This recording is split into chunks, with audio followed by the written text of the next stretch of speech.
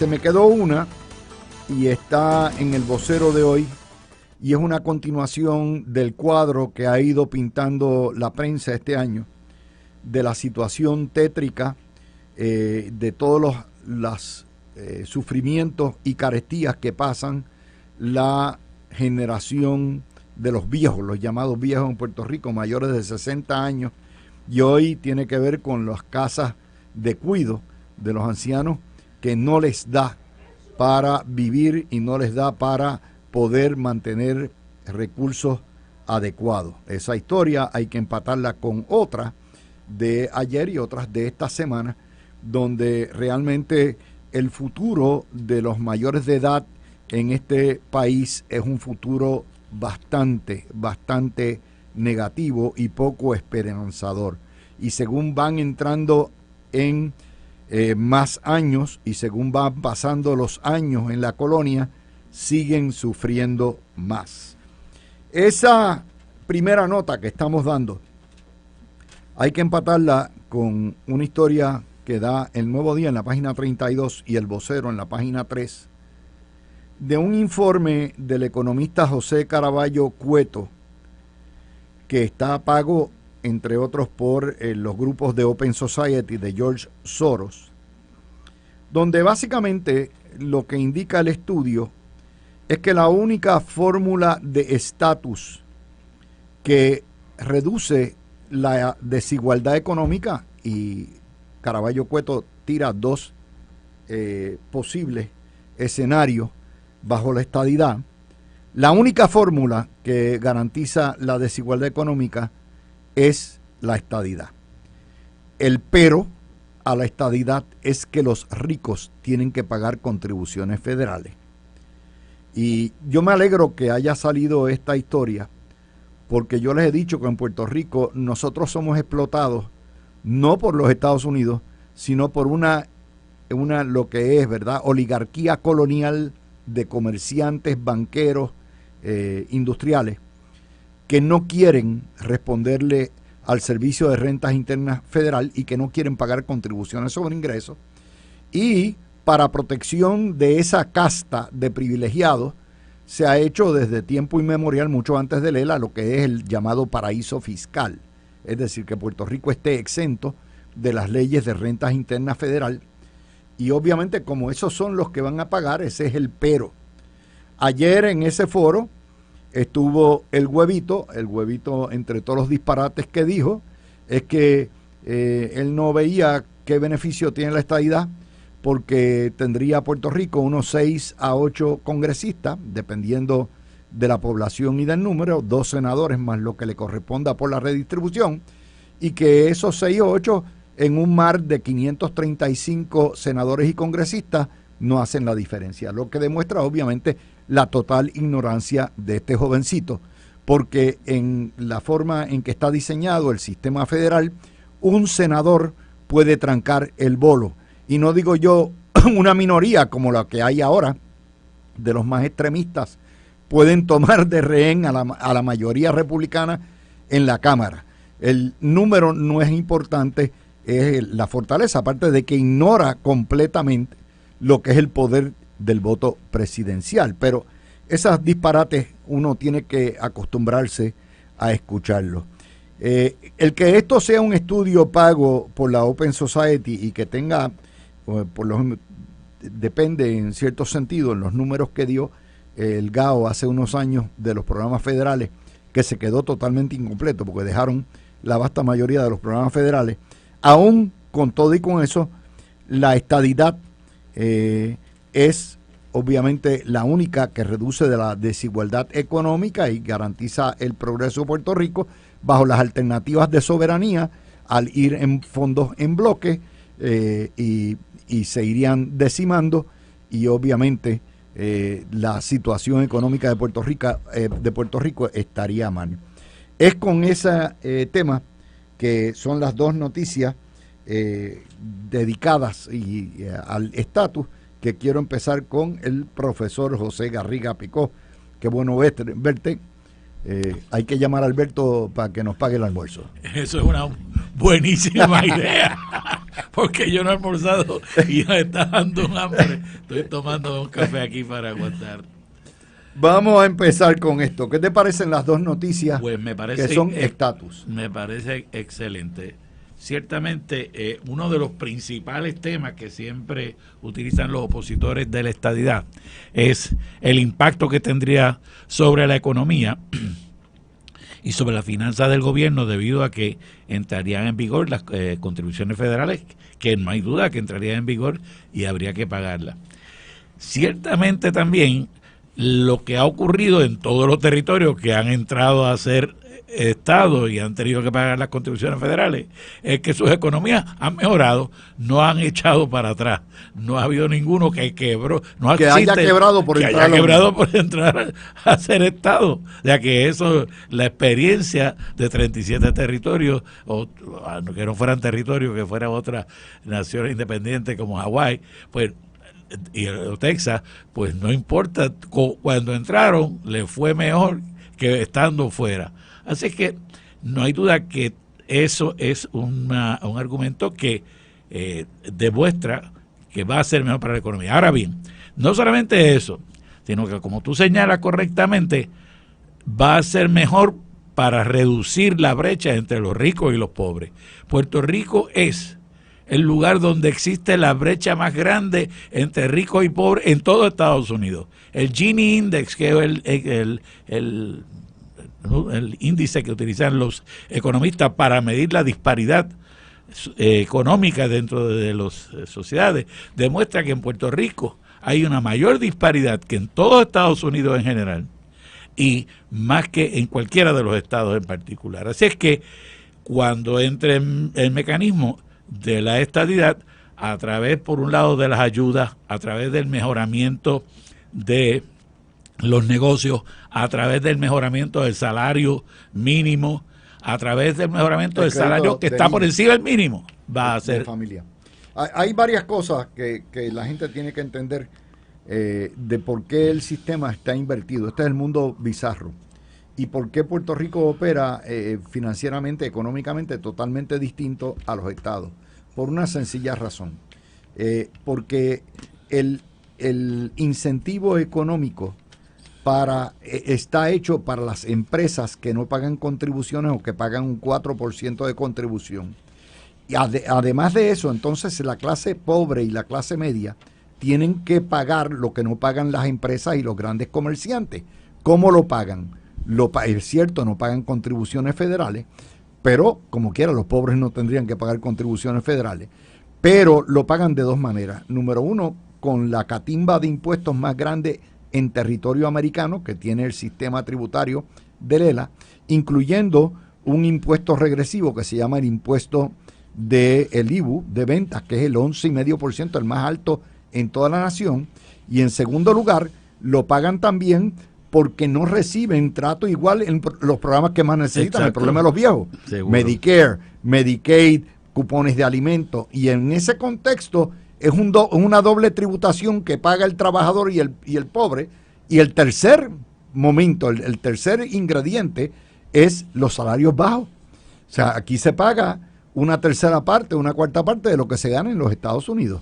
Y al haber salarios bajos y el costo de la vida más alto, es un tercer tributo que se le impone a la clase pobre. Definitivamente. Entonces, si cambiara a Puerto Rico a ser un estado, entonces mejorarían las condiciones de negocio, habría una mayor cantidad de dinero circulando en la economía, no como en la 936, que era una circulación que era entre las matrices de las compañías 936 fuera de Puerto Rico y sus subsidiarias acá, a través de los bancos que se establecían para eso, sino que sería una de toda la economía de Puerto Rico. Mira, Luis, yo hice un estudio, entre otras cosas, en la universidad, en la cual encontré que la economía de Puerto Rico al principio, antes de la 936, al principio del desarrollo económico, constituía alrededor de el 1% de la economía de todo Estados Unidos. Era como la mitad, ¿verdad? Ahora serían 50 estados, pues como la mitad de un estado. Hoy en día está en menos de 1%, un tercio de 1%.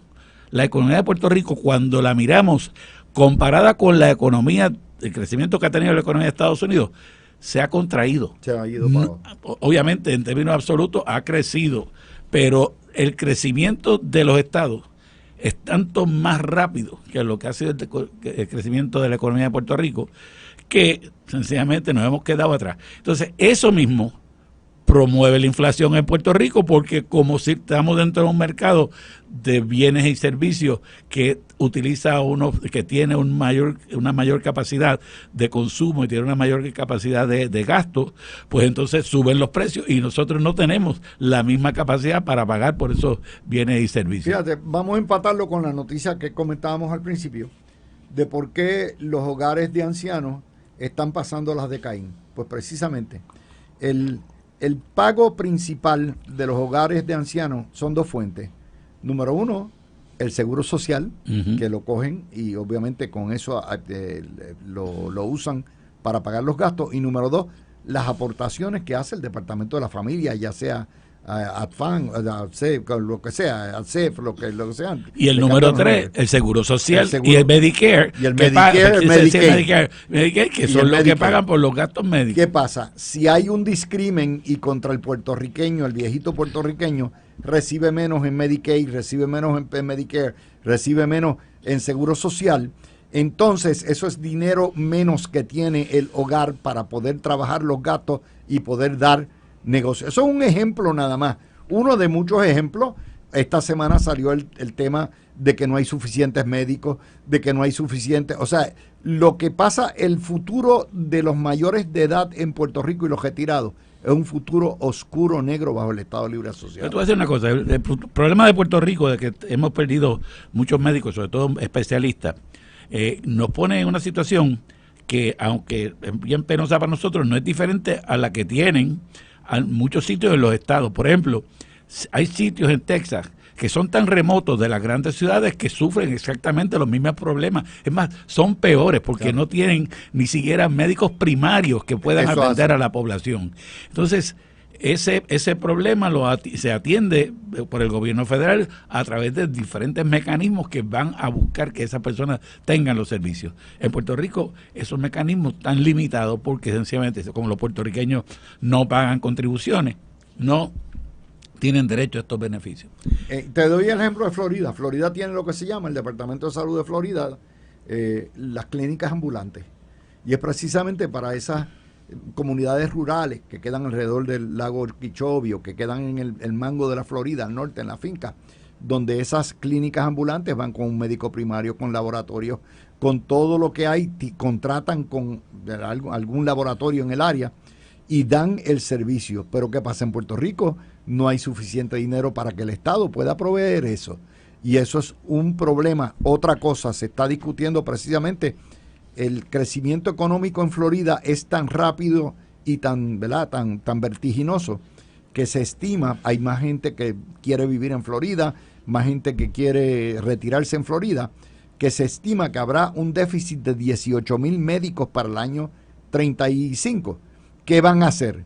Van a hacer ampliar las facultades de medicina para hacer contratos con los estudiantes, decirle, mira, yo te voy a dar la cajera gratis, o me vas a pagar una porquería matrícula, pero a cambio de eso, tú tienes que servir en este estado tantos años, como existía aquí con los dispensarios antes y el sistema antes, que el médico lo educaba el Estado, pero tenía que rendirle 8 o 10 años de servicio al Estado. Eso se está haciendo. Y si no, tenía que pagar lo que costó la educación por irse a otro pero sitio. Si el gobierno de Puerto Rico no tiene suficiente dinero y la Universidad de Puerto Rico se le regatea, ¿qué va a pasar? No podemos ampliar las escuelas de medicina. Y la escuela, el recinto de ciencias médicas se pasa peleando hasta el otro día entre ellos mismos y convirtiendo el recinto en cierta manera en un hazme reír de la gente que dice, pero ¿qué pasa con los médicos del recinto de ciencias médicas?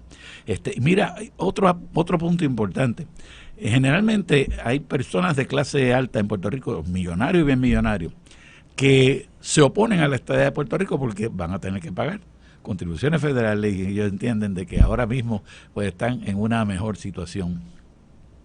Pues es una persona que tiene una miopía bien grande, porque la realidad es que, de nuevo, ninguna compañía de Estados Unidos ha quebrado por tener que pagar contribuciones, sino que lo que hace, de nuevo, la economía más potente hace que esas personas puedan pagar mejor contribuciones y pueden utilizar los diferentes mecanismos que hay dentro de las leyes de Estados Unidos para reducir la carga contributiva. Entonces, es bien miope de aquí, de algunos grupos y personas que piensan que tienen mucho dinero y que que bajo cuerda ponen mucho dinero para oponerse a la estadidad, y lo hacen porque entienden de que les va a costar, cuando no se dan cuenta que al fin y al cabo la estadidad también los va a beneficiar a ellos. No hay pérdida en esto, es lo que llamamos un win-win situation, un juego de tú ganas, yo gano, echar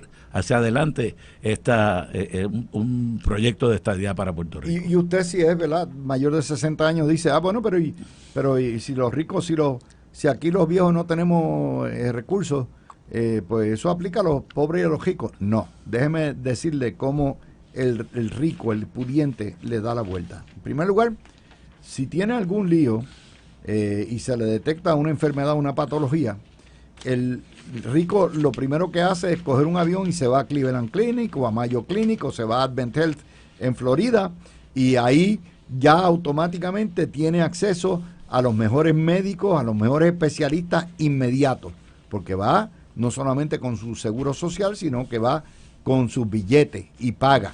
Y en segundo lugar, ahí en Puerto Rico se están formando unas sociedades de médicos que son sociedades cerradas, donde el médico primario y los especialistas le cobran al rico, ¿verdad?, una cantidad y le dicen, mira, me vas a pagar $1,000 mensuales, y esos $1,000 mensuales te garantizan acceso directo, no tienes que esperar, vas a tener especialistas rápidos, vas a tener todo, y ese sobrepago, esa sobretasa, que es una bobería, la puede pagar el retirado, claro, que tiene muchos chavos, y ya está.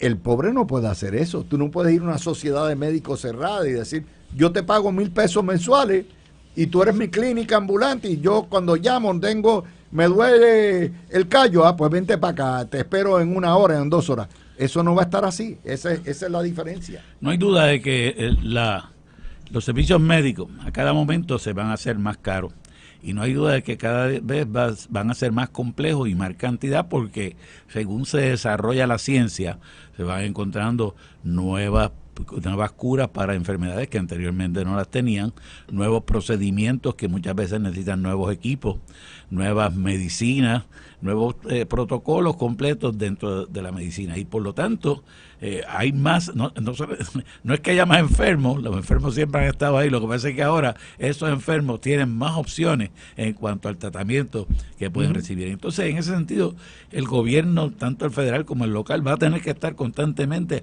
aumentando la cantidad de servicios y ocupándose de que haya mayores recursos para que esos servicios puedan llegar a la gente. Pero no hay duda que eso para Puerto Rico se lograría mejor bajo la estadidad que bajo ninguna otra de las opciones de estatus que tenemos en este momento. ¿Qué te parece ese argumento del huevito de que 6 congresistas, 8 congresistas entre 535 no harían ninguna mella? Eso lo dijo ayer ante la Cámara de Comercio. No le han dicho a él que Puerto Rico tendría una delegación congresional más grande que 25 de los estados que hay. Aún con una población reducida. Ahora tendríamos, de hecho, es uno de los argumentos que tras bambalinas utilizan ellos en contra de la estadía. Los estados pequeños. Si tenemos a Nidia, y tenemos a Bob Menéndez, y tenemos a Richie Torres. ¿Bob Menéndez no está en la cárcel todavía? No, próximamente. Va a estar en la sección de espías egipcios, va a estar ahí, con egipciaco va a estar. Pero ellos lo que dicen es eso. No, si para qué, vamos a dar en Soto, para qué. Todo lo contrario. Fíjate que el argumento es, si esos son buenos y son 4 congresistas, pues más los 6 son 10. Sí. Y 10, con 1. ¿Qué es lo que ha aprobado Joe Manchin? Con 1. O el otro salvaje que paró los ascensos durante años, ¿cómo que se llama? Sí, lo que se llama del ayer sur. Se arrepintió, ayer se arrepintió. uno nada más puede parar toda la maquinaria como están las cosas. Ciertamente. Pero te demuestra la ignorancia de este jovencito. Sí, eso es así. Y mira, Luis, ningún congresista va a tener un compromiso insoslayable con Puerto Rico si es congresista de otro sitio, porque todo congresista se debe a la gente que lo eligió. Nidia se debe al electorado de Nueva York y de cierta manera las cosas que dice y hace sobre Puerto Rico es porque la gente de su distrito le está pidiendo que se ocupe de esto y lo otro. El día que los intereses de Puerto Rico entren en conflicto con los intereses del distrito de ella, no hay pan de piquito para Puerto Rico. Claro. Ella va a defender los intereses de su distrito. Igualmente, Bob Menéndez, aparte de los intereses de Egipto, un espía, terminó siendo espía de Egipto. Pues no va a defender los intereses de Puerto Rico, pero que no le paguen, a lo mejor si le pagan, se lo haría. Bueno, perdóname, con lingotes de oro que él archivaba en el closet.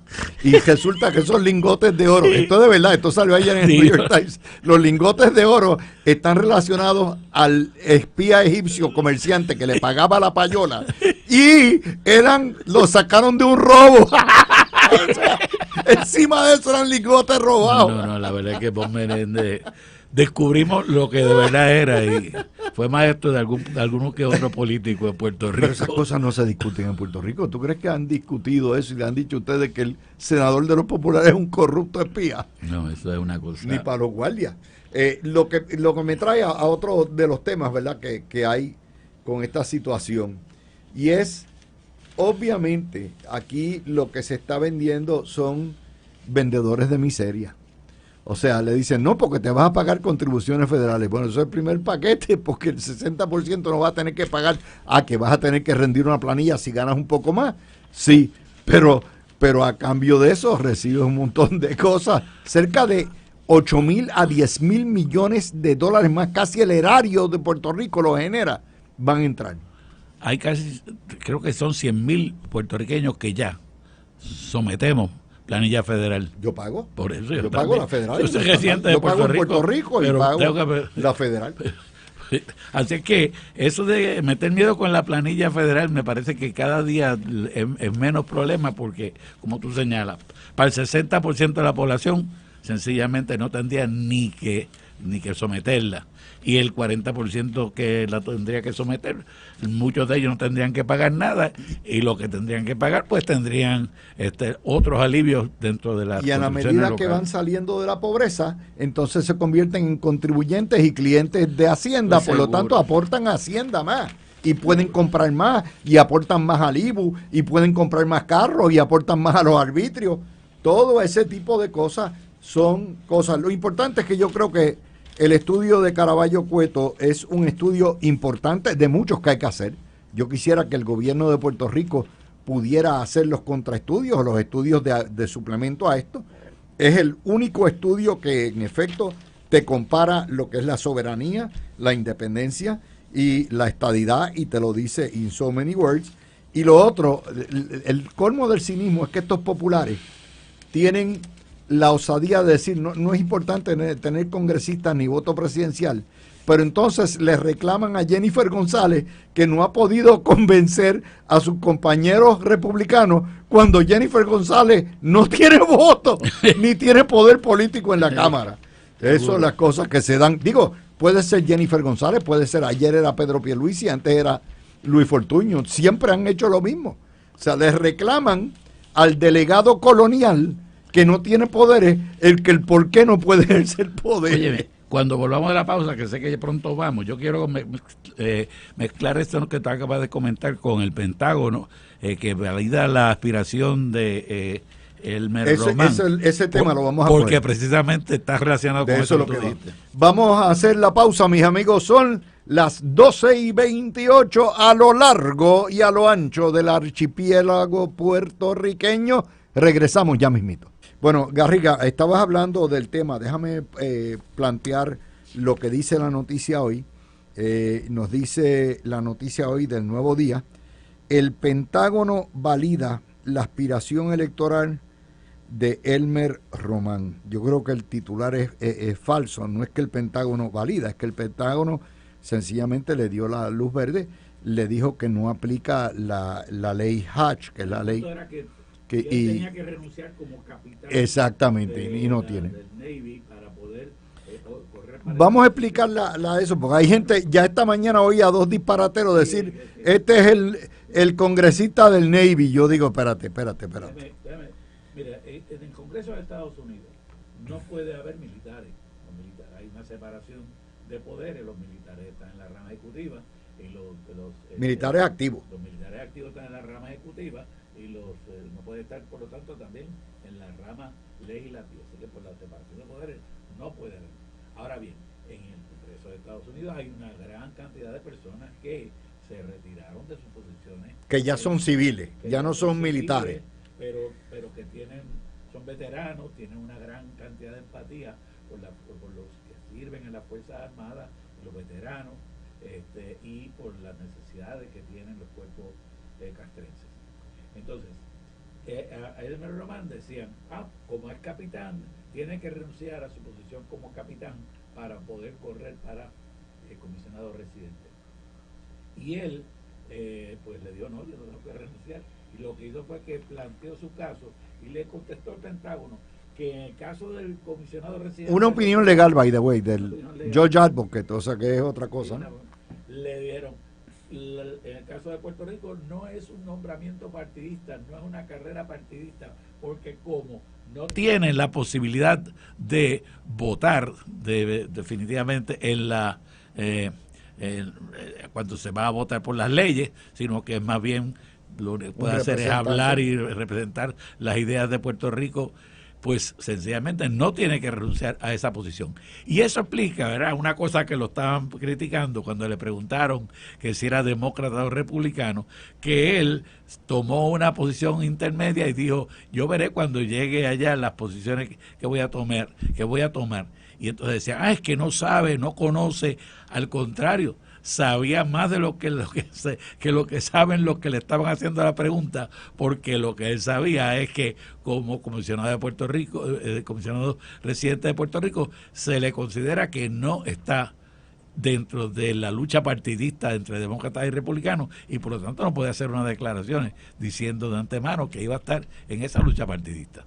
Y vamos a entender, el puesto de comisionado residente no es congresista, es la madre de los cabilderos. O sea, un cabildero con gabán, corbata y oficina.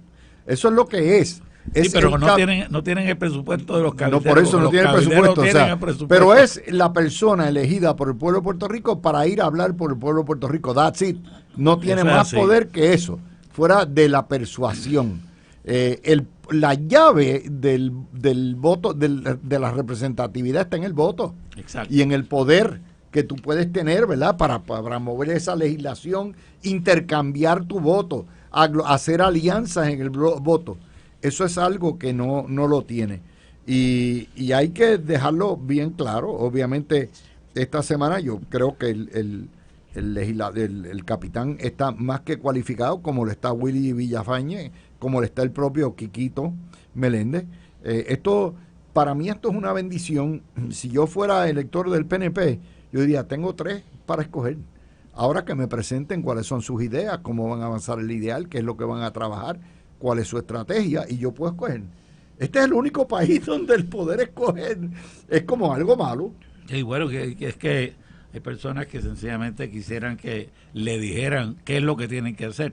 Es un miedo a la libertad que tiene alguna persona, el miedo al poder decidir que tienen algunas personas, y eso pues nos lleva a que se recorten ellos mismos las posibilidades que tienen en cada uno de los aspectos de la vida. Pero yo creo que poco a poco hemos ido aprendiendo. Yo creo que había un titular ayer que decía, o fue hoy, dice, lluvia de candidatura en el PNP, en el PNP, de primarias en el PNP. Primaria. Pues mira, eso es buenísima noticia. Y es buenísima noticia para la democracia.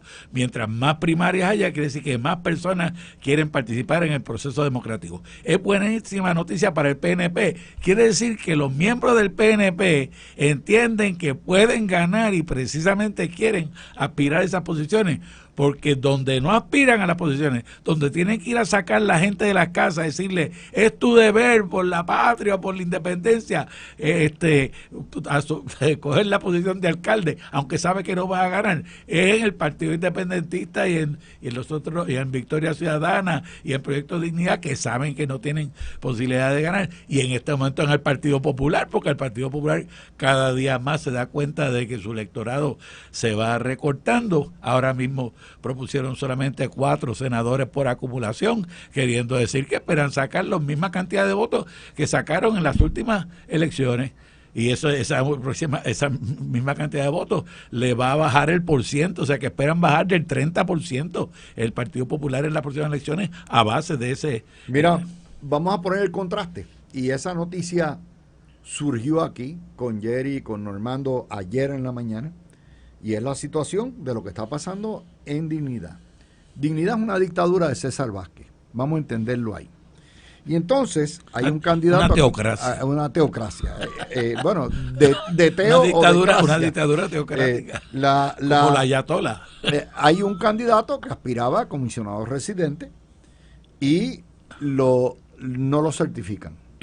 Y cuando le dicen no lo certifican, envían una carta diciendo que es porque él se había afiliado muy recientemente, aparte de que obviamente no se lo ponen por escrito, pero porque el hijo es homosexual, que obviamente es gran parte de estos fanáticos que tienen una guerra contra la comunidad LGBT brutal, pero está bien, uno puede entender, hay libertad de asociación.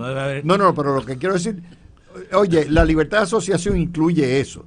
El tener una agenda que sea en contra de un sector. Ahora, lo que es increíble es que lo descalifican y precisamente Adanora Enríquez reclamó ese mismo alegato en contra de Javier Jiménez, que es un paracaídas y un buscón, un paracaidista, y no le hicieron. Y dijo, pues si acaba de llegar, era PNP hasta el mes pasado, ¿cómo el reglamento exige que sean bona fide y por lo menos un año?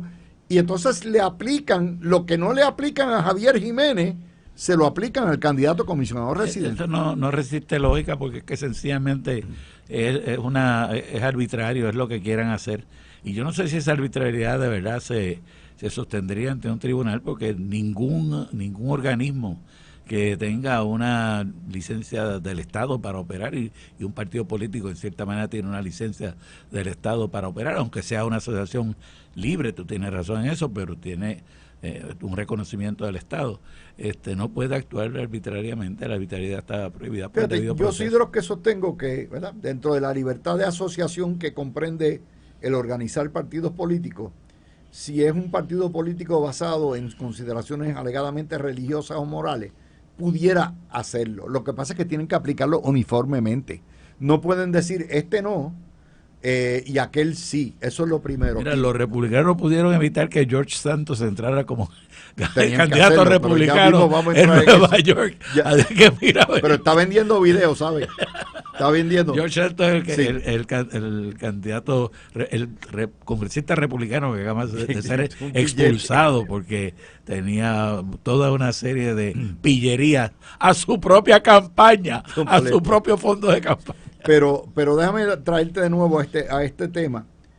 Aquí lo que ha pasado con los escándalos, porque son escándalos, la corrupción del alegado partido religioso, es que una vez te definen, te fastidiaste. Esto no es un partido religioso, esto es una teocracia.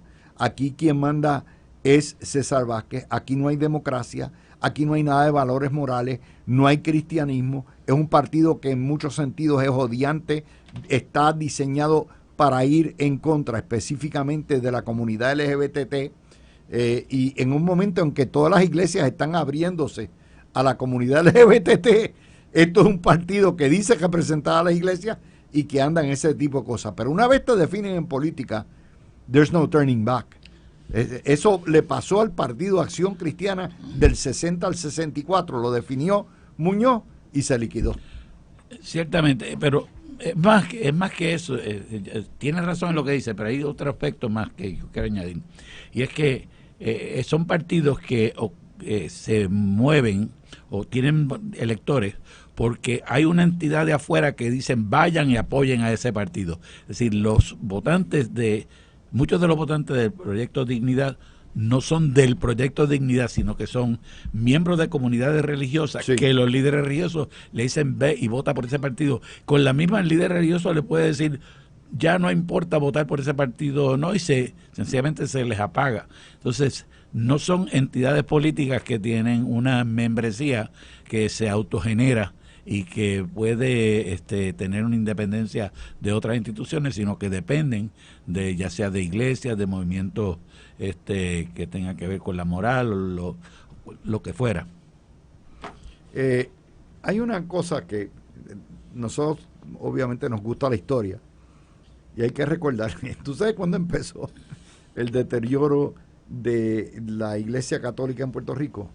Cuando los obispos le declararon la guerra al Muñoz Marín, ¿ok? Y tú te acuerdas aquella canción, Mamita llegó el obispo, llegó el obispo de Roma. Mamita, mamita, si tú lo vieras, qué cosa linda, qué cosa mona. ¿Tú y te muchas otras versiones de eso. Exacto. Bueno. Pero obviamente bajaron del altar, bajaron sí, a los curas y a los obispos y lo dijeron, esta gente juega en el fando como todo el mundo. Esa canción es de antes, yo creo que fue de los años sí, 30, era de los 50 o de los 40. Sí, pero tú tienes razón en eso, Luis. La Iglesia Católica, antes de los 1960, estuvo dominada por la Conferencia Episcopal de Estados Unidos.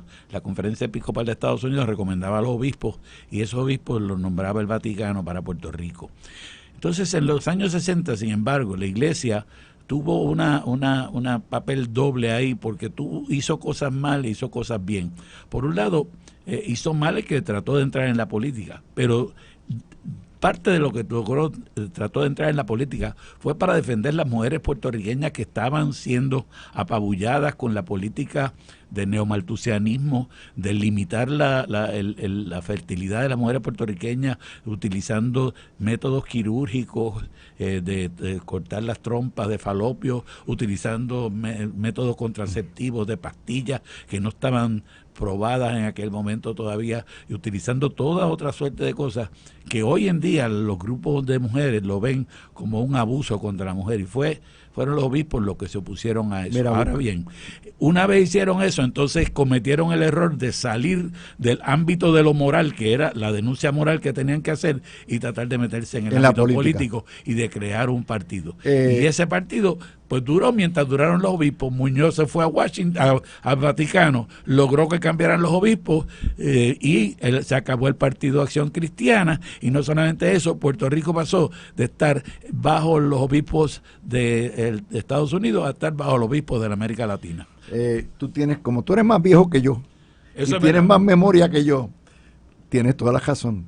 La plena es preplena, o sea, es pre-salsa del año 25, y es cuando llegó a Ponce el monseñor Edwin Vincent Byrne, que era un muñecón, y Byrne, y entonces, pero eso empezó diciendo, oye, qué bueno está el obispo.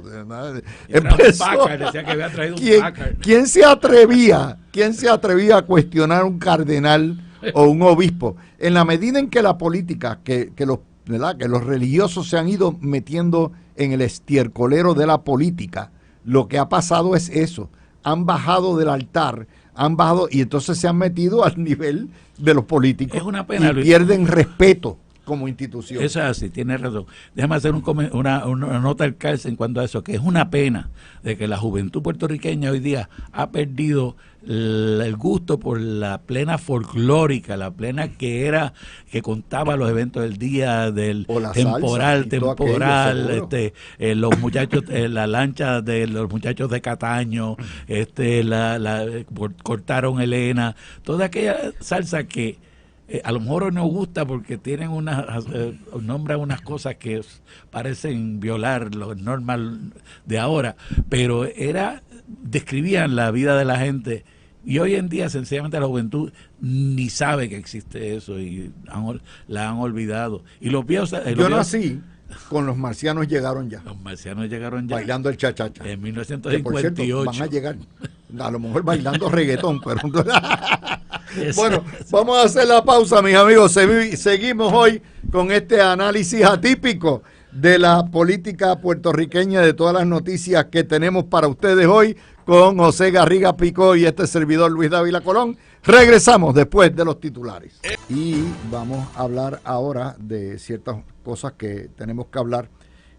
Vamos a hablar, ya hablamos de dignidad, ya hablamos de el capitán. Hay ciertas notas que están saliendo que me parece comentario hoy. Garriga, el titular del Nuevo Día de hoy es el clásico mamamelchoreo de la política puertorriqueña, de la prensa. Le caen arriba a Luma porque está en una operación agresiva de desenganchar y de podar los árboles que hay en la isla.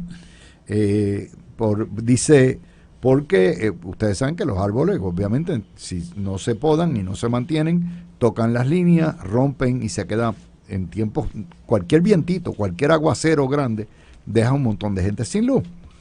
Entonces el titular que nos ponen es desenganche de Luma en la isla, riesgo ambiental para evitar interrupción. Buscan expertos, que en su mayoría tienen que ser independentistas, que exigen medidas de mitigación. O sea, no es porque dicen que están deforestando a la isla y que eso no puede ser, que es un desenganche masivo. Y ahí está, y ponen a Juan Rosario, que tú sabes que es comunista, y los tienen puesto completo. Metro sigue con una historia de mamamelchoreo muy similar, nos pone 10 pueblos se quedarán sin luz, y tú dices, wow, ¿qué pasó ahora? Algunos hasta 12 horas, y cuando tú buscas el texto de la historia, es que Luma no solamente está desenganchando, sino que está haciendo reparaciones, mejoras, cambiando cables y postes donde tiene que hacer, y obviamente tiene que hacer las interrupciones. Antes, cuando había un gran apagón, era 100,000, 200,000, 400,000. Hoy en día, si 10 pueblos o 20,000 se quedan sin luz, que es menos del 2% o el 1%, se forma un lío. Esta es la actitud cínica de la prensa puertorriqueña, donde nunca están conformes. Es palo si boga, palo si no boga, pero hay que hablar mal de lo que sea, y eso lo que causa es un cinismo y causa una desconfianza en instituciones. Además dicen una mentira porque los árboles, con podarlos, no se les hace daño, al contrario, no deforesta. No deforesta, si lo estás podando, si los tumbas es una cosa distinta. Ahora, si tú lo que estás es podando el árbol, tú estás dándole la oportunidad de que vuelva y renueve sus ramas y vuelva, la vida no se va porque lo estén podando. Y ese desganche no debería ser una cuestión que se haga incidentalmente.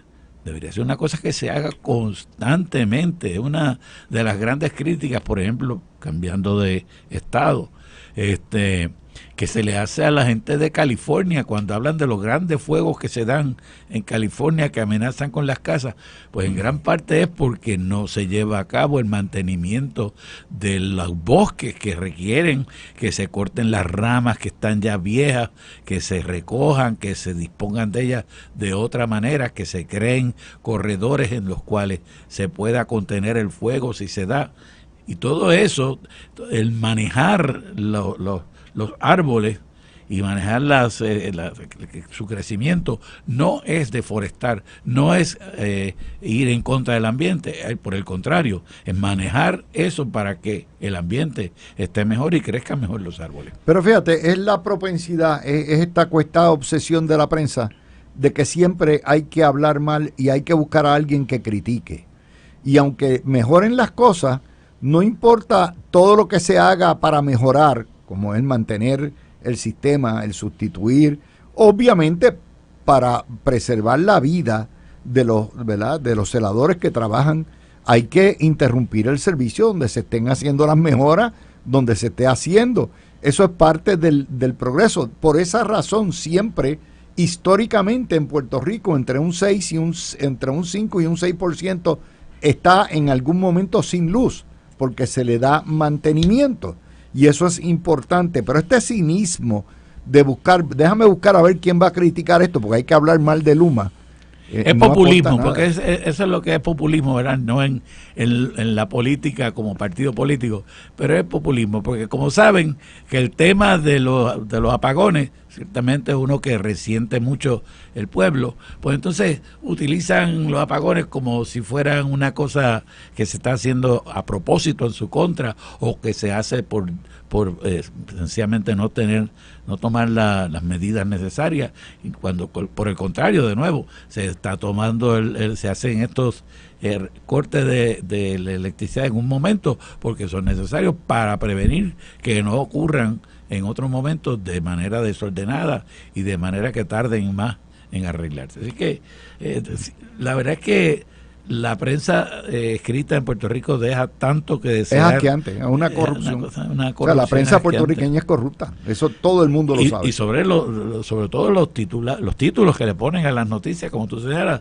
muchas veces tú lees un título de la noticia y tú dices, crees que es una cosa y después lees la noticia. Bueno, tanto esa como la que leímos de Elmer también, toda la noticia sobre la cuestión de que se le va sí, pero ese titular de Elmer está diseñado para decir que este es el hombre del Navy.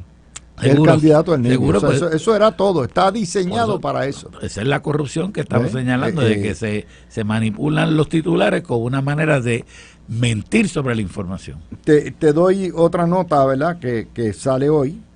Por segundo año consecutivo hay una baja en la criminalidad. De hecho, la criminalidad ha estado bajando en los últimos 7 años. Hubo un año que subió, pero ha estado bajando considerablemente. Vamos a dar las estadísticas. Al 3 de diciembre, 428 asesinatos contra 541 el año pasado, menos 113. 45% de los asesinatos vinculados a droga. 51% de los crímenes ocurren en horas de la noche y la madrugada, de 8 a 4 a.m. 39% de los crímenes ocurren sábado y domingo. 91% se cometen con armas de fuego. Y la policía ha logrado bajar en 6%, mejorar en 6% la resolución de los casos. No te publican delitos tipo 1 porque eso es otro más. Delitos tipo 1, yo sencillamente fui a las estadísticas, los consigo al 1 de diciembre, 18.054 este año, contra 18.947 el año pasado, menos 893.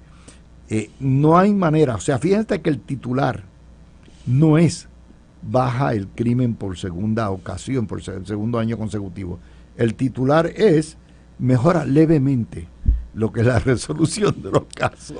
Sí, bueno, la cuestión es que yo recuerdo, ¿verdad?, no hace tanto tiempo, hace 25 años, cuando los crímenes en Puerto Rico, los asesinatos en Puerto Rico sobrepasaban los 1,000 cada año.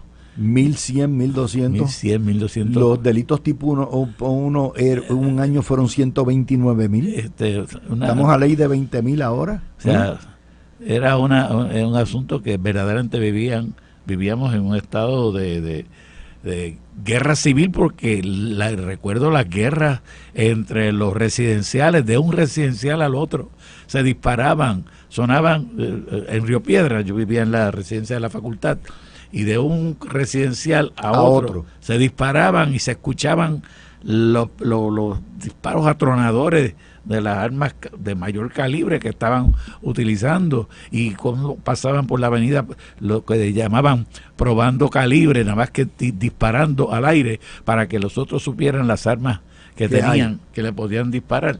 O sea, y vemos cómo esa situación ha ido mejorando. Nadie está contento con la situación en que está en este momento, y nadie puede decir que no necesitamos mejorar más todavía. Ciertamente, a las altas horas de la noche, si tú vives en Santurce, oye todavía disparos, oye todavía gente corriendo por la carretera sin ninguna clase de control. Pero ciertamente en otras áreas de la vida sobre todo durante el día, hemos visto cómo se rebaja. Se ha rebajado el crimen. Yo recuerdo cuando el robo de los celulares era una cosa epidémica, que a la gente le robaban. O los carjacking. O los carjacking. Era una cosa que no se detenía. Hoy en día, poca gente escucho que le hayan robado un celular en Puerto Rico. Así pero que, dentro del análisis, José, hay una cosa que es lo que se llama la perspectiva. Lo cierto es que si en el 93, 94 los delitos tipo 1 eran 120 y pico mil, los asesinatos sobre 1000, eso ha ido bajando. Alguien te va a decir, bueno, es que la población bajó en una cuarta parte. No. Hay varias cosas. Número uno, yo creo que hay que darle crédito a donde la mano dura contra el crimen estableció una política pública que logró bajar. Los años de Pedro Rosselló bajó considerablemente. Después vino Sila, subió de nuevo el crimen, pero ¿qué fue lo que pasó? Los federales empezaron a ocupar el campo de los carjacking, a todo lo que da, y los federales empezaron a meter redadas a todo lo que da, a buscar, arrestar bichotes, procesarlos. Todo eso, ese agregado de mano dura, tanto estatal como federal, posteriormente con Fortuño y con ahí lo que es el acuerdo y Ricardo Rosselló, donde se federaliza mucha de la lucha, ha logrado bajar en 30 años la incidencia criminal de una forma totalmente desproporcionada a lo que ha sido el 25% del bajón poblacional. Eso no lo discute la prensa puertorriqueña. No van a discutir porque sencillamente quieren, es el sensacionalismo que está basado en ese populismo que quieren promover y es porque ellos ven que de ahí están sus habichuelas, Luis, porque entienden que la manera de vender periódicos es mantener ese amarillismo, al fin y al cabo, es lo que estamos viendo. Y lo importante es, ¿verdad?, que continuemos mejorando. Y para eso pues hay que reconocer lo que ya se ha hecho. Porque, de nuevo te digo, pues todos queremos que eso siga bajando y haya cada día menos asesinatos y lleguemos a ser como es la mayor parte de los sitios en los estados que tienen una criminalidad mucho más baja que la que tenemos. Hay una nota que quiero comentar porque no solamente es de nuestra generación, sino que hay que hacer un reconocimiento. El gobernador decretó 3 días de duelo por el fallecimiento de Yo-Yo Boing, que obviamente nos entretuvo, nos hizo reír, nos tuvo obviamente uno de los mejores comediantes que ha dado Puerto Rico, aparte de un referente cultural, aquella serie de programas Desde Mi Pueblo, que hacía yo creo que ese es el último programa de verdad que WIPR hacía educativo, y yo se metía en los pueblos, hablaba de la cocina, de la costumbre, de la gente que vivía. Es un clásico. Pero más allá de la aportación cultural y educativa de Yo-Yo Boing, yo creo que yo tengo que señalar algo, porque era la época de los endosos, las convenciones de los partidos, las grandes concentraciones. Yo-Yo Boing era de los pocos artistas que nunca ocultó ser estadista, que con orgullo participaba en las cuestiones de las actividades del PNP, que nunca lo negó, nunca renegó, que no tenía ninguna hipocresía. De hecho, yo también tuvo, esto era algo que José Miguel Agreló había hecho anteriormente, que eran los viajes culturales. Tenía pactos con agencias de viaje donde él dirigía, ¿verdad? Y la gente iba, pues vamos a ir para España con Yo-Yo Boing, o para Tierra Santa con Yo-Yo Boing. Pero en términos ideológicos, en un momento donde la farándula siempre ha abandonado o no ha querido identificarse con el ideal de la estadidad, Yo-Yo Boing siempre estuvo ahí. Y Angela Meyer. Angela Meyer es la otra. Angela Meyer, sí. Son dos. Yo-Yo Boing, me recuerdo, es de mi juventud, ¿verdad? De mi niñez y juventud. Recuerdo su personaje y a mí siempre yo lo identificaba con Jerry Lewis. Yo lo veía como el Jerry Lewis puertorriqueño, y desarrolló unos personajes que eran muy sanos, unos personajes que eran cómicos por la manera, por la pantomima, por el movimiento, por las palabras, y no por la clase de cosas que hoy en día, las charrerías que, tengo que decirlo así, que muchos de los programas de comedia vemos hoy en día. Yo sufro viendo programas de comedia en la televisión puertorriqueña pensando que todavía no han sobrepasado la etapa aquella de poner 3 personas a hacerle preguntas diciendo disparates y de tener personajes vestidos de hombres vestidos de mujer. ¿Cuándo vamos a superar en la Estamos comedia todavía en los 80. La televisión de Puerto Rico no ha progresado, no ha evolucionado. Y Yo-Yo Boing, como tú dices, era muy PNP, muy estadista, muy convencido y muy comprometido con eso, muy católico también dentro del mundo católico. Era una persona, vida ejemplar, una vida ejemplar, pero hay que señalarlo porque son muy pocos. Hoy muy pocos artistas se atreven a identificarse con la estadidad, y cuando lo hacen los castigan. Mira lo que pasó con Olga Tañón, lo que pasó con Marc Anthony, seguida Glenn Monroy. Los castigan, los han obligado a no desafiliarse, sino desactivarse, porque si no les meten caña. Los consideran traidores a la nación y a la cultura puertorriqueña. Sí. Cualquiera que profesemos que queremos que Puerto Rico continúe unido a los 50 estados dentro de nuestra cultura. Mira lo que pasó nos con consideran Gigi Fernández. traidores. ¿Quién más? La última que estaba también. O sea, eso lo hacen atletas que pero tienen éxito en Estados Unidos. Los productores y los dueños prohíben de los medios lo que lo permiten. Seguro. Porque si los productores y los dueños de los medios no estuvieran dispuestos a aceptar esa clase de discrimen y estuvieran dispuestos, por el contrario, a darle la igualdad de oportunidades a las personas que se declaran estadistas, no habría un problema, no habría ese problema. Y otro tema que tenemos que discutir, porque es un tema de impacto político, es el retiro de Cobo Santa Rosa, la Comay, un fenómeno social de 30 años que desdibujó los linderos entre lo que era la prensa informativa y lo que es la prensa farandulera, que retó el establishment, que cubrió cosas y ha cubierto y cubre todavía cosas, porque va a estar hasta el 22 de diciembre, cosas que nadie más cubre, se atrevió a tocar temas tabú.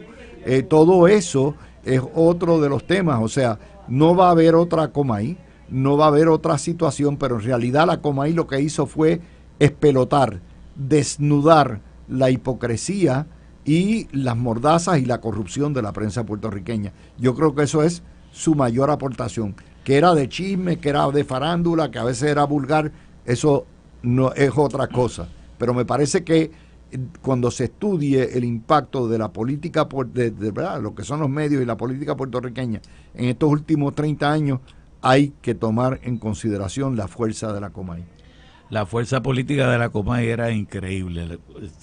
Podía coger a cualquier figura política y destruirla dentro de 2 semanas, 3 semanas, dando información. Y lo importante era que no tenía que, lo hacía mediante la sátira, mediante poner las personas al descubierto de cosas que generalmente otros medios no estarían dispuestos a hacerlo.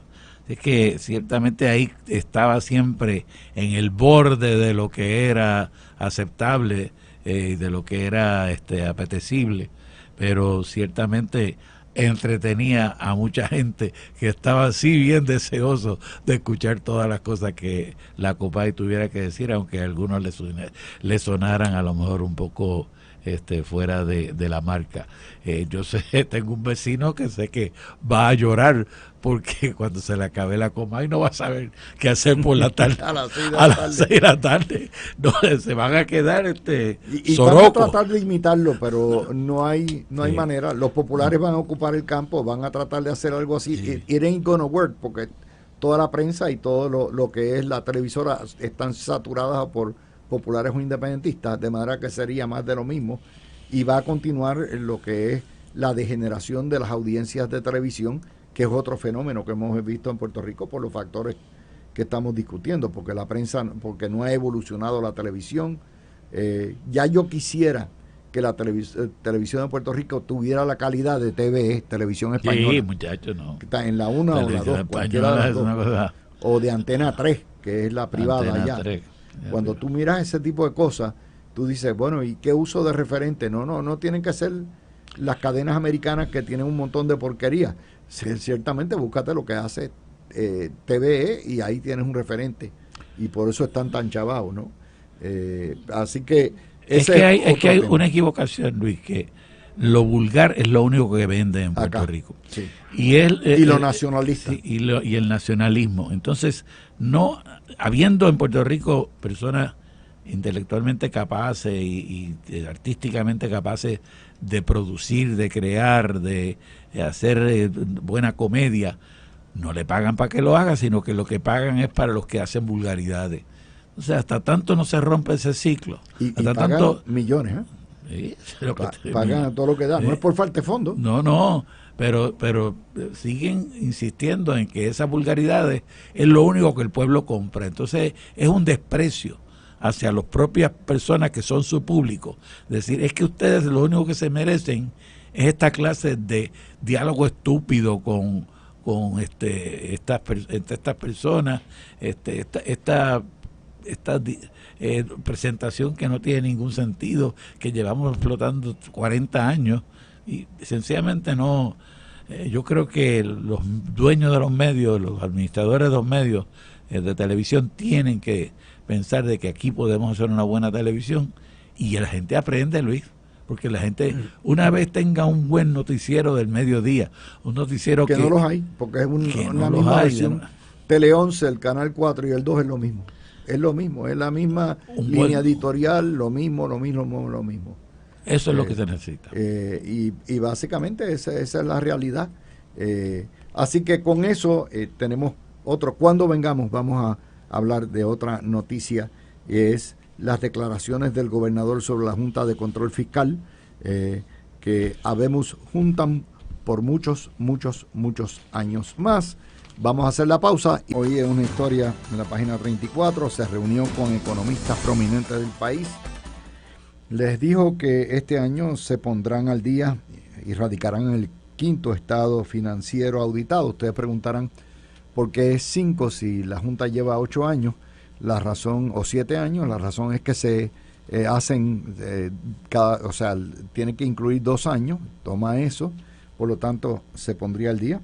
La Junta dice que el gobierno pedirá que la Junta salga a mediados del 26, o sea, en el 26 lo van a pedir, lo que quiere decir que en lo que se hace la transición y sale, esa Junta va a estar aquí por lo menos 5 o 6 años más.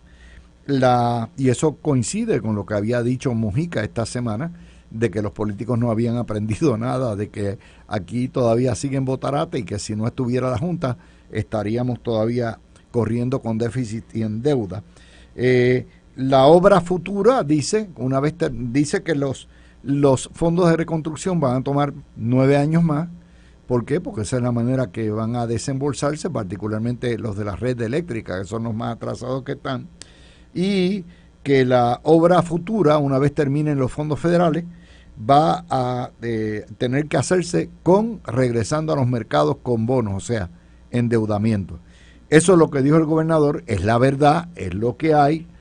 No es una verdad muy bonita, porque obviamente quiere decir que Puerto Rico va a estar regido por una dictadura fiscal 5 años más o 6 años más, y que la reconstrucción va a tomar una década más. Garriga. Pues Luis, yo creo que dentro de todo... Dale al botón, está puesto el botón, ¿verdad? Claro, sí, dentro de todo el cuadro, pues esto en cierta manera son buenas noticias. Déjame bregar primero que nada con el punto de que por qué si lleva 8 años la Junta de Supervisión Fiscal, este es el 5º informe anual auditado. Porque es que en Puerto Rico se tardan 3 años en auditar esto, por la falta de agilidad que hay dentro de las estadísticas del gobierno. Eso es una de las cosas que nosotros necesitamos resolver lo antes posible. Yo recuerdo... Las ventas al detalle se informan 6 meses después. ¿Es así? Eso es así. Tú te recordarás, como el economista, nuestro economista de la Mirilla, Luis. Sí, Carlos Colón de Armas, al que queremos y siempre está con siempre nosotros. Siempre decía que Puerto Rico no podía esperar progresar cuando el Estado auditado tardaba 3 años en publicarse, que era necesario que Puerto Rico hiciera eso anualmente. Y eso es la situación. Que entonces, para poderte llegar a tener 5, pues que ya no tengamos deuda, ¿verdad? Que no hayamos tenido un déficit, pues va a tardarse por lo menos hasta los 8 años, hasta el 2026. Así que vamos a tener por lo menos 10 años de junta de supervisión fiscal, y posiblemente se tarde hasta más. Probablemente, como tú dices, llegue hasta el 28, posiblemente antes de las elecciones. Y a lo mejor sabrá Dios, porque eso depende del Congreso. Y eso depende del Congreso, y depende de que los gobiernos a partir del 24 tengan la disciplina, porque si en Puerto Rico ocurriera un cambio, que viniera uno de esos gobiernos que piensan que no tienen que obedecer lo que diga la Junta de Supervisión Fiscal, o que pueden hacer la vamos a tener 20 años más. Pudiéramos estar en la Junta por 15 años más. Así es que, suponiendo de que mantenemos esa disciplina, pues la Junta posiblemente dure hasta el 2028. Pero aún así, a mí, Luis, me preocupa lo que señalabas, de que no hemos aprendido, y que se señala constantemente que el gobierno de Puerto Rico sigue teniendo una tendencia a incurrir en gastos para los cuales no se tiene el dinero, o que a lo mejor teniéndose el dinero es necesario guardarlo, que es parte de lo que está ocurriendo en este momento, que el gobierno de Puerto Rico tiene unos ingresos que tiene que ir manteniendo en una reserva. Lo que se llama la reserva. Para la reserva de Puerto Rico, porque como no tenemos crédito, pues necesitamos tener esa reserva. Y al fin y al cabo, volver a los mercados de bonos, porque, señores, ir a los mercados de bonos, damas, ir a los mercados de bonos no es malo, es una buena noticia. Cuando usted tiene un buen crédito y el dinero que usted consigue en los bonos, el interés que usted consigue en los bonos es bajo, y usted tiene un proyecto que usted va a invertir, eso que va a representar entonces progreso económico e ingresos al gobierno a base de la obra que se haga, es un negocio redondo usted coger prestado para echar adelante una obra que va a ser productiva. El problema en Puerto Rico fue que nos endeudamos para seguir pagando una burocracia que no estaba siendo productiva en nada, una burocracia que sencillamente estaba manteniendo unos nombramientos políticos que no eran necesarios, que no eran productivos. Se ha ido recortando eso, y en ese sentido pues vamos a podemos tener más dinero disponible. Ahora bien, antes de que se acabe la Junta, yo entiendo, Luis, que el gobierno de Puerto Rico tenemos que enmendar la Constitución para lograr tener un mecanismo similar a la Junta, nombrado por nosotros mismos. Un mecanismo en Puerto Rico que se ocupe de velar que cada uno de los proyectos que se apruebe por la Asamblea Legislativa de Puerto Rico tiene los fondos necesarios para que sea para que se pueda llevar a cabo sin necesidad de incurrir en una deuda, sin necesidad de incurrir en gastos excesivos. Eso está en la Constitución, Luis.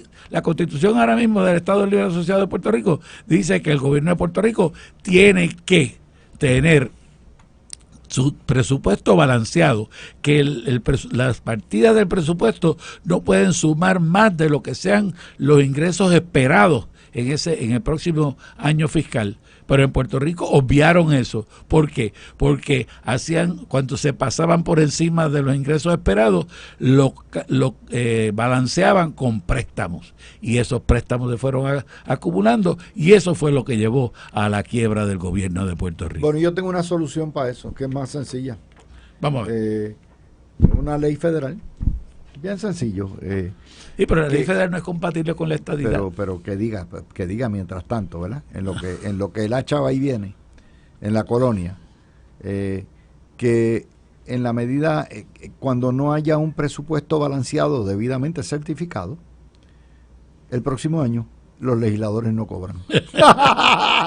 Yo te garantizo que el día que esa cláusula, esa ley, por la cláusula constitucional, ley o lo que sea, esté puesta, yo te garantizo, Garriga Pico, de hecho, yo soy de los que entiendo que la Junta de Control Fiscal tiene el poder para ejecutar mediante sus órdenes, porque es poder fiscal.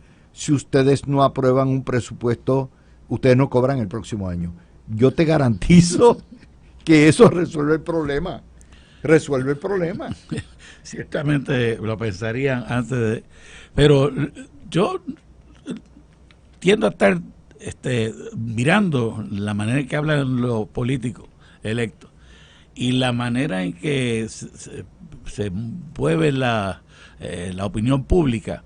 Me temo de que si aquí se fuera la Junta, nosotros en 2 años ya estaríamos de nuevo quebrado, es verdad, quebrado por el populismo. Pues entonces no podemos, tenemos que de alguna manera hacer algo para nosotros mismos, establecer unos controles. No podemos dejar que esto vuelva a ocurrir lo que ya pasó, y eso pues a mí me parece que requiere un mecanismo de control constitucional. El problema también es la mentalidad y la esquizofrenia de la prensa. Por un lado, una prensa que exige que haya austeridad, una prensa que exige que haya controles pero por otro lado exige que se gaste en esto, se gaste lo otro, que se aumente las nóminas. Es una mentalidad esquizoide, una mentalidad totalmente infantil. No se puede tener tu bizcocho y comértelo a la misma vez. Eso se llama gaslighting en inglés. Sí, pero el proceso parte por el cual tú les vas dando unos mensajes equivocados a la gente, contradictorios, y la gente sencillamente llega un momento que no sabe qué creer, porque como todo el mundo los mensajes no hacen sentido, pues llega a un estado de, podríamos llamar, demencia inducida. Es la mentalidad de que el gobierno me lo da todo. Mira, ayer estábamos hablando de una noticia que es muy similar a esa, Garriga. La Secretaría de Educación anuncia que van a poner y van a coordinar con energía, el Departamento Federal de Energía, que les permita poner placas solares y baterías en todas las escuelas, 854 escuelas. ¿Qué hace la Asociación de Escuelas Privadas? Me tienes que dar el subsidio a mí también. O sea, es la mentalidad de que todo el socialismo, el gobierno lo pare todo. Pero nadie piensa, el gobierno no tiene dinero, el gobierno está quebrado. ¿De dónde? El gobierno me lo tiene que dar. Y eso es así con los bonos de Navidad, con los contratos, los convenios colectivos. Lo dijiste bien, Luis, mira, es parte de la mentalidad socialista. O sea, si usted quiere hacer una diferencia entre el socialismo y el capitalismo, es bien sencilla. Si usted piensa que el bienestar de la sociedad surge de las acciones del gobierno, usted tiene una mentalidad socialista. Si usted piensa que el bienestar de la sociedad surge del esfuerzo que hace el sector privado y los individuos para tener una mejor calidad de vida, usted cree en el capitalismo. Y tú bien explicas que en Puerto Rico la primera de esas mentalidades, la que piensa que el gobierno es el que da desarrollo económico, que si el gobierno no tiene un programa de fomento, aquí no hay desarrollo económico, que el gobierno es el que da educación, que si no fuera por el gobierno, aquí anduviéramos todos sin ninguna clase de educación todavía, que el gobierno es el que da salud. Y que tiene que estar metido en todos sitios a la misma vez. En todas esas áreas, la población se le ha enseñado que es al gobierno al que le toca hacerlo. Yo recuerdo después de los huracanes las personas diciendo, mire, es que a mí se me cayó en la ventana y no ha venido nadie del municipio todavía aquí a ayudarme.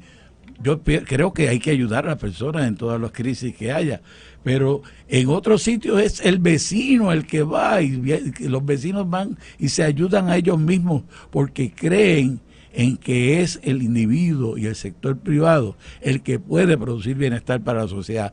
En Puerto Rico y tú sabes quiénes son los que más pecan de eso. Los más ricos, porque mientras más ricos son, seguro. más piensan que el gobierno es el que tiene el deber de mantenerle todas las cosas que necesitan. Consérvame mi monopolio, protégeme mi negocio. El sector más populista es el propio sector privado. Que se piensa y que todo el bien viene del gobierno. Entonces tú le dices, no, vamos a recortar. No, espérate, porque lo que yo necesito es que el gobierno me dé exención contributiva, seguro. Porque si el gobierno que es subsidio, que es un seguro. Subsidio. Yo no pago impuestos. Yo no puedo, mi empresa no sería productiva, no se podría sostener si no fuera porque el gobierno me da un subsidio. O dame créditos por energía eléctrica y todo eso. Es así. Bueno, gracias a Garriga Picó, mis amigos, gracias a todos ustedes por acompañarnos en el día de hoy. Recuerden que vamos a estar aquí todos los días en La Mirilla, y por ahí viene Carmen Jovet, Zulma Rosario, Quique Cruz, el Gran Falú y la buena programación de Noti1.